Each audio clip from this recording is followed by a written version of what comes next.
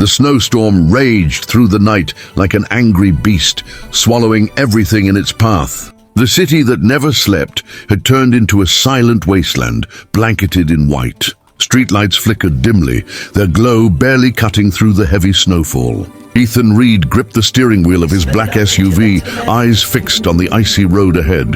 He'd stayed late at a business meeting, and now he regretted not leaving sooner. Even with his wealth and influence, there were some things he couldn't control, and nature was one of them. The wipers swished rhythmically, but suddenly something appeared in the beam of his headlights, a faint movement on the roadside. At first, he thought it was a trick of the light, but then he saw it clearly. A woman hunched over in the snow, clutching what looked like two small bundles. Without hesitation, Ethan pulled over and stepped out, the freezing wind slapping against his face. "Hey, are you okay?" he shouted over the howling storm. The woman didn't respond. Her body trembled, her lips were blue, and her eyes looked lost, like she had been fighting the cold for hours. In her arms, two tiny babies whimpered weakly under a thin, torn blanket. I'm fine," she whispered, her voice barely audible. "No, you're not," Ethan said, shrugging off his heavy coat and wrapping it around her shoulders. "You're freezing. Get in the car, now." He guided her carefully to the passenger seat, closing the door against the roaring wind. The heater blasted warmth, but her hands still shook as she held her babies close. Ethan turned to her gently. "What's your name?" "Clara," she murmured, eyes glistening. "Clara Evans. I'm a nurse, or I was. The hospital I worked for shut down. I lost my job. Then my home. I was trying to reach a shelter before the storm hit, but..." She swallowed hard. "I didn't make it." Ethan glanced at the sleeping twins, their tiny faces pale but peaceful now. He felt something tighten in his chest, a memory. His own daughter Emily, sleeping in his arms years ago, before cancer had taken his wife away. "You're safe now," Ethan said quietly, pulling back onto the road. "I'll take you somewhere warm." Clara looked at him with disbelief and gratitude mixed together. "Why are you helping me?" she asked softly. Ethan gave a faint smile. "Because someone once helped me when I thought I had no one." As the car disappeared into the storm, 3 lives, broken, cold, and lost, unknowingly, began a journey that would melt the ice around all their hearts.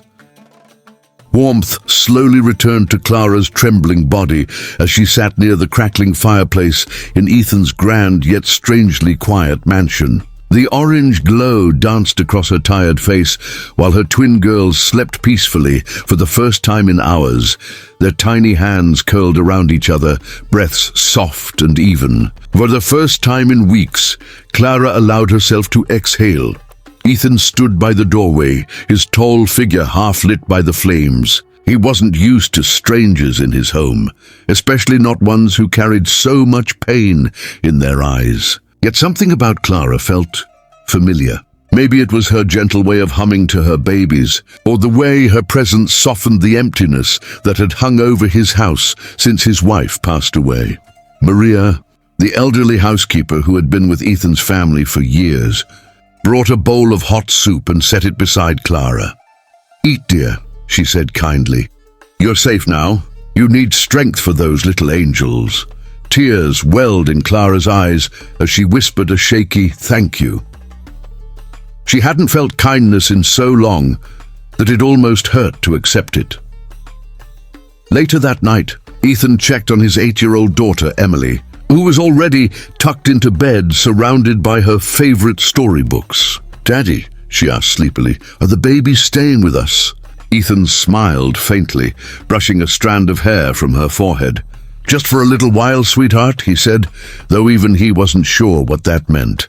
Over the next few days, the mansion began to feel alive again. Clara insisted on helping, cooking breakfast, folding laundry, and keeping Emily entertained with lullabies and soft laughter. Emily adored her instantly, calling her Nurse Clara and helping feed the twins. Ethan found himself watching them from a distance more often than he admitted. Clara's quiet strength, her patience, her smile, they warmed corners of his heart he thought had frozen forever. But one late night, When the house was silent, Ethan walked into the kitchen to find Clara sitting alone by the counter, staring at the sleeping monitor that showed her babies in the nursery. Her eyes were wet, her shoulders trembling. "I can't thank you enough, Mr. Reed," she whispered without looking up. "But I can't stay here. I don't belong. I've lost everything, my job, my home, my dignity. I can't let you carry my burden too." Ethan took a deep breath, stepping closer. "Clara, you and your girls aren't a burden. You're a blessing." Their eyes met, and for a brief, fragile moment, the silence between them said more than words ever could. Two souls broken by loss, quietly recognizing each other's pain. The following morning dawned pale and quiet, the storm's rage reduced to soft flakes drifting past Ethan's window. He sat in his study, a mug of coffee cooling beside stacks of documents. His phone buzzed, a call from his company's legal advisor, Mr. Hayes. "Morning, Ethan," came the voice on the other end. "You asked me to look into the hospital where Miss Clara Evans worked. I found something disturbing." Ethan straightened in his chair, his eyes narrowing. "Go on." The hospital's board was under investigation for misusing medical funds. A whistleblower had come forward with evidence, but instead of being protected, she was blamed, fired, blacklisted. Her name was Clara Evans.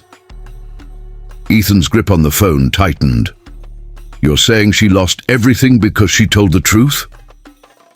"I'm afraid so," the lawyer confirmed. "She tried to save lives, and they destroyed hers." When the call ended, Ethan sat in silence, staring out the frosted window. He thought of Clara's gentle smile, her quiet strength, the exhaustion that shadowed her face. All this time, he'd believed fate had simply been cruel to her. But now he knew. She wasn't a victim of bad luck. She was a woman punished for her courage. That evening, the snow began to fall again, soft but steady. Clara sat by the window, nursing one of the twins while watching Emily build a snowman in the yard. There was peace in her eyes, but also sadness, the kind that never truly leaves. Ethan walked toward her, his footsteps quiet on the polished floor. "Clara," he said softly. She looked up, startled. "Is something wrong?" He shook his head, sitting beside her. "I made a few calls today. I know the truth about the hospital." Her expression froze. "You? What truth?" "That you didn't lose your job for failing them," he said, voice firm yet gentle. "You lost it because you did the right thing. You protected patients from harm, and they silenced you for it." Clara's breath caught in her throat. Her lips trembled. "How did you—" "I needed to know who you really were," he interrupted softly. "And now I do." Tears welled in Clara's eyes. "Everyone else turned away from me," she whispered. "No one believed me." Ethan reached out, taking her hand in his. "I do. You didn't lose everything, Clara. You protected what mattered most, your integrity. People like you are rare." Her tears fell silently, shimmering like the snow outside. For the first time in months, she felt seen and safe. Ethan smiled gently. "Stay," he said, his thumb brushing her hand. "Let me help you rebuild." Outside, the snow continued to fall, but inside, two hearts thawed, piece by fragile piece. Months drifted by and winter slowly surrendered to spring. The snow that once buried the world in silence had melted into glistening streams, and sunlight returned to the sky like a long-lost friend. The garden outside Ethan's mansion bloomed with color again, roses, lilies, and daisies dancing in the soft breeze. It was as if life itself had found its way back. Clara stood near the open window of the nursery, watching her twin girls play on the blanket-covered grass. Their laughter echoed through the yard, pure and sweet, mixing with the chirping of birds. Emily, with her ponytail bouncing, was chasing bubbles with them, proudly declaring herself their big sister, The sight made Clara's heart swell. So much had changed since that terrible night in the snow. With Ethan's help, she had found her footing again, and more than that, she had found her purpose. When Ethan opened a new medical clinic under his company's name, he asked her to run it. "You've got more heart than any doctor I've ever met," he'd told her. And now she stood as the head nurse of Reed Care Clinic, respected, confident, and finally at peace.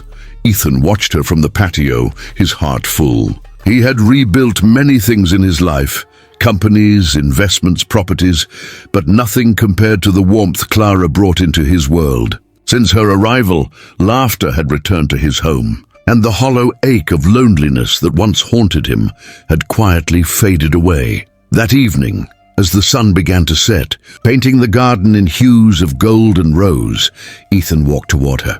Clara turned, smiling softly as the light framed his face. "Do you ever think about that night?" he asked quietly, stopping beside her. "All the time," she admitted. "It feels like another lifetime. The snow, the fear, and then you." Ethan took a deep breath, his eyes tender. "You brought warmth back into this house, Clara," he said. "Back into my heart."